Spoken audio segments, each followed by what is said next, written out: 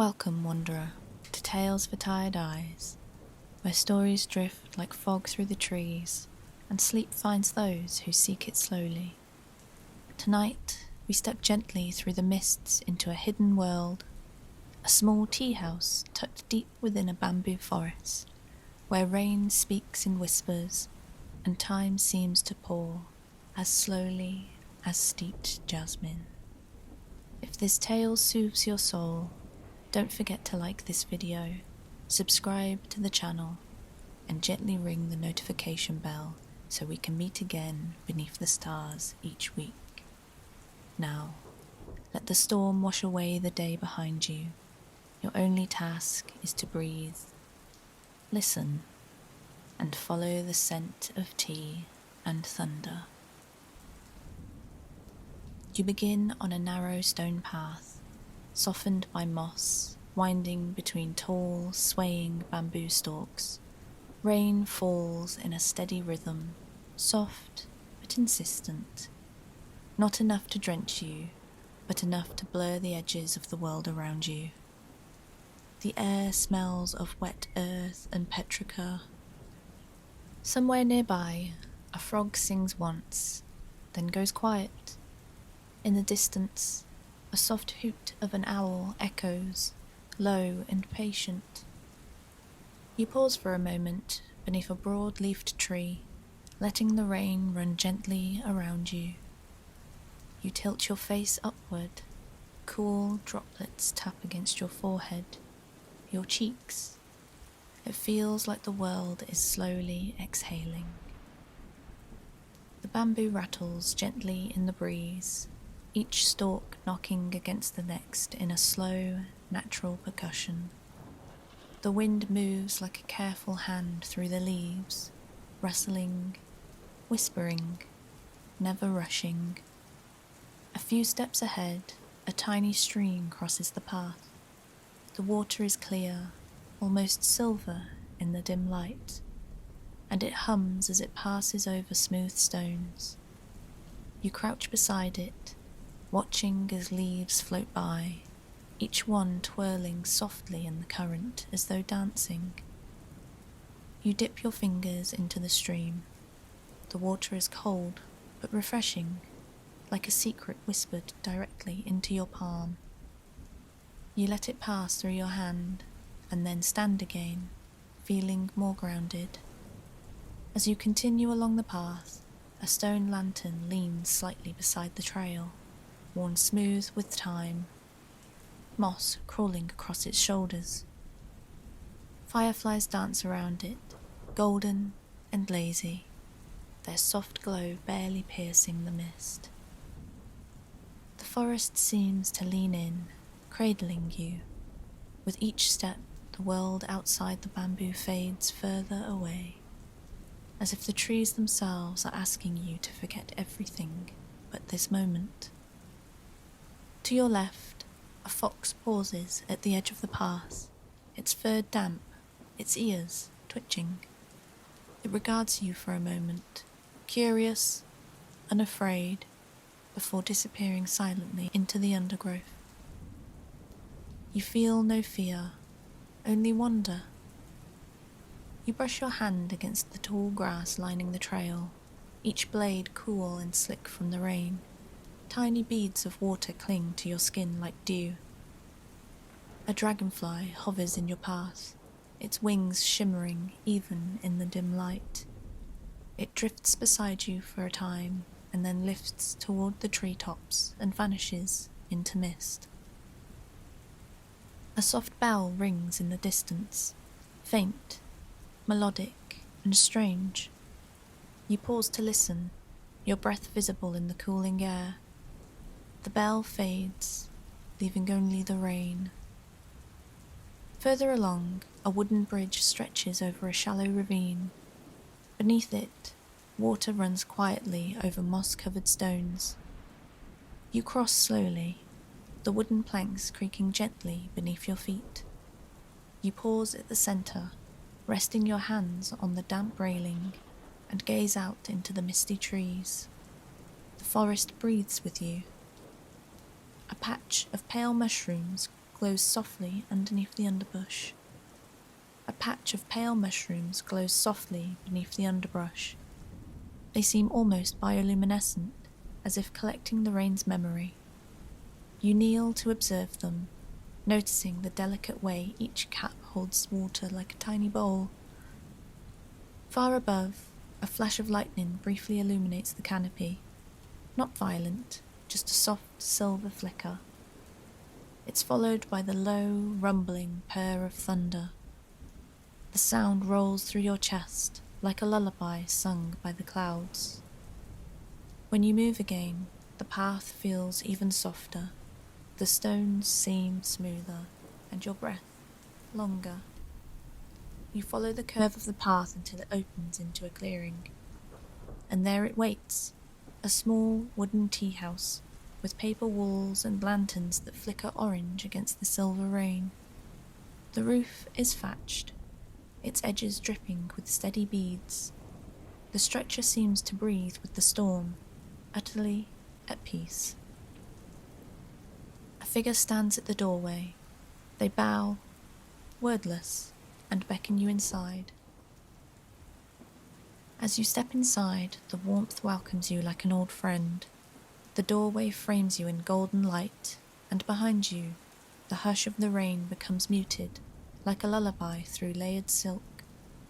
The scent of toasted rice and incense floats in the air, delicate and grounding. Your shoes are gently taken and slippers offered, lined with soft cotton, worn from years of care. You sink into them, and your toes are grateful. Each small kindness feels intentional, unspoken hospitality woven into every gesture. The tea house is dim, lit only by lanterns that burn with a soft amber glow. The flicker of flame reflects off wooden beams above, which carry the marks of many seasons, nicks, stains, and hand-carved etchings softened by time. The shadows stretch long across the tatami mats, warm and inviting. Steam curls from a kettle set atop a cast iron stove in the far corner. It hisses gently, harmonizing with the rhythm of the rain.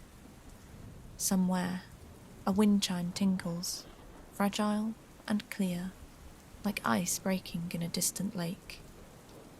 You're guided, without words, to a small cushion near the window. The surface gives under your weight, just enough, cradling you as if it knows your body better than you do.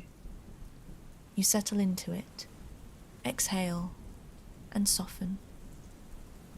Outside, the rain slides down the paper panes. Each droplet carves a new path, like silver ink on parchment. The patterns feel intentional, as though the storm itself were painting just for you. You look around the room. The walls are lined with small scrolls, some with calligraphy, others with soft ink paintings of mountains and rivers. A single flower rests in a vase at the corner of the room, white, delicate, and unnamed. It leans slightly toward you, as if acknowledging your arrival. The air smells of cedarwood, sakura bark, and something slightly smoky, perhaps the incense or the lingering warmth of charcoal. It is the scent of stories told by firelight. Across from you, the tea master moves with slow, intentional grace. Their sleeves are rolled just so. Their movements are not performance, but ritual, reverence. Each step in the process seems to have a weight to it, a lineage, as if generations moved through their hands. They do not speak. Their presence is enough. You watch as they fold a soft cloth and then unfold it again. They wipe the ceramic bowl with gentle circular strokes. A wooden scoop is lifted, paused, and then lowered into a jar of tea leaves. The leaves are dark, curled, and fragrant. Water is drawn from the kettle, not boiling, but just below. The sound of the pour is soothing, a gentle stream, a hush, a breath. The tea master leans forward, pouring the water over the leaves. The leaves bloom slowly, unfurling like petals in spring. Tiny bubbles rise to the surface and then vanish. They wait, and so do you. The two of you sit in silence, a silence that is whole, not empty, but full. Time stretches, folds, becomes mist. Your hands rest on your knees. Your breathing matches the rhythm of the steam. You hear the soft ticking of a clock somewhere, a wooden pendulum swinging slowly. The sound marks the moment, but does not chase it. You feel your shoulders drop, your jaw unclench, and your thoughts scatter like leaves on water. There is nothing you must do here, no role to play, no story to tell, only the warm room, the sound of rain, and the slow unfolding of tea. Your gaze drifts toward the low wooden table at your side. A folded towel rests atop it, with a small lacquered box. Within the box are 3 polished stones, each a different colour, smooth as glass. The tea master gently opens it, selects one, and places it before you. A gesture, not an instruction. You pick it up. It's cool in your hand. Green jade, perhaps. It feels grounding, steadying, as if it holds a memory of the earth beneath the tea house. The tea master closes the box and places it aside. They pour another measure of water into the bowl, not rushing.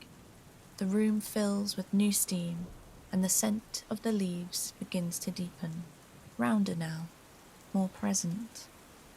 You sit a little straighter, not out of formality, but respect. As the silence continues, the sound of rain becomes music. Every tap on the roof, every gust against the paper doors, is a note in a lullaby older than language. You glance up. A small alcove high on the wall holds a carved wooden sculpture. A crane with outstretched wings mid-flight. It casts a gentle shadow, like a bird in motion, frozen in time. The tea master rises slowly and approaches a cabinet in the corner. From it, they retrieve a small ceramic container, its surface decorated with hand-painted plum blossoms. With great care, they lift the lid and produce a pinch of powdered herbs, lavender perhaps, and a touch of yuzu peel. They place it into a bowl of water and stir, releasing a new layer of fragrance into the air. It smells like the memory of sunlight filtered through leaves. They return to their place across from you, folding their legs beneath them. For a long while, you sit together in the soft hush of the storm, the faint clink of pottery the only sound within the room. At one point, your eyes close, not from sleep, but from peace. When you open them again, you're still in the same position, still breathing gently, still wrapped in warmth. Time feels suspended. The tea is served in a simple handmade cup, ceramic, still warm from the potter's fire. You lift it in both hands. It nestles into your palms like a stone warmed by the sun. The aroma rises, floral, grassy, and grounding. There's a note of sweetness underneath, like the memory of spring. It's subtle, yet profound, the way a forgotten song stirs something in the chest before the mind even knows the tune. You bring it to your lips, and, for a moment, nothing exists except this. The taste of earth and flowers, the warmth spreading from your lips to your throat, the quiet drum of rain beyond the walls, the feeling of being held without being touched. You drink slowly, letting the warmth move through you. It reaches your chest, your belly, your fingertips. Each sip seems to unlock a new part of your body: shoulders, spine, hands, gently inviting them to soften. With every swallow, a memory surfaces, not specific, but emotional. The feeling of being small, safe, and watched over, of childhood summers, the scent of old books, a blanket pulled over tired legs. The tea is not a beverage, it's a passage. Across the tatami, the tea master pours a second cup for themselves this time. They sit quietly, facing the rain. You sit together in silence, the kind that feels full rather than empty. They raise their cup in a silent toast. You return the gesture. No words are spoken, but none are needed. They sip, eyes half-lidded, lost in their own moment of presence. Their posture is unchanging, yet completely at ease. You mirror them unconsciously, cradling the tea, leaning into the hush of it all. The warmth begins to shift from your body to your thoughts, the edges of your mind dull, quieted by the ritual. You find yourself smiling, softly, inwardly, without knowing why. A second cup is poured. This time the scent is deeper, richer. The floral notes have mellowed, replaced by something earthy and serene. You take it in like breath, as much through the nose as the soul. Another sip. The tea seems to speak now, not in words, but in feelings. Safety, stillness, a reminder that the world spins whether you chase it or not. The tea master picks up a slender wooden tray and places it gently beside you. On it are 3 small sweets, delicate confections shaped like plum blossoms, coated in a fine layer of powdered sugar. One is soft pink, another pale green, the third a gentle lavender. They look almost too beautiful to touch. You choose the green one. It melts on your tongue, light, subtle, with a hint of matcha. The sweetness lingers only briefly, giving way to calm. A third bowl is offered, this one in a slightly different shape, oval, more shallow, as if designed for a final thought. The liquid inside is clear, almost luminous. You hold it delicately, reverently, aware this may be the last. You pause before sipping. Outside, the rain has softened further. You listen to it tapping gently against the wooden porch, and you drink. With that final taste, it's as though the storm outside and the calm inside have met one another at last, joined like hands, woven like threads. The tea master sets their bowl down and folds their hands in their lap, but they do not rise. Instead, they reach to the side and draw forward a small wooden box. Its lid is carved with a single crane in flight. They open it with care and retrieve a tiny paper scroll. It is bound in red thread. Without speaking, they offer it to you. You take it with both hands, bowing slightly. The scroll is warm, as though it had been waiting for you. You do not open it, not yet. The tea master nods slowly, as if to say, when you are ready. You place the scroll into your sleeve and look once more at the room around you. The shadows have grown longer. The lanterns flicker more gently now. You breathe in one more time, deeply. There is peace in your chest, not a fleeting kind, a deep one, the sort that plants roots. You look once more at the space around you. The shadows on the wall have shifted, the light has changed, but nothing has been lost. only transformed. Outside, the rain intensifies. It moves in waves. At times, it's barely more than a hush. Then it builds, a soft crescendo tapping on the roof, the wooden porch, the swaying bamboo. You listen, not just to the sound, but to the shape of it. Some drops patter like fingertips on silk. Others land heavier, like drum beats in the dark. A deeper thunk as one hits the lid of the kettle. The occasional distant roll of thunder murmurs through the hills. It is not one rain, but many. Each sound has a story. The rain on the roof is steady, reassuring, like the heartbeat of the tea house itself.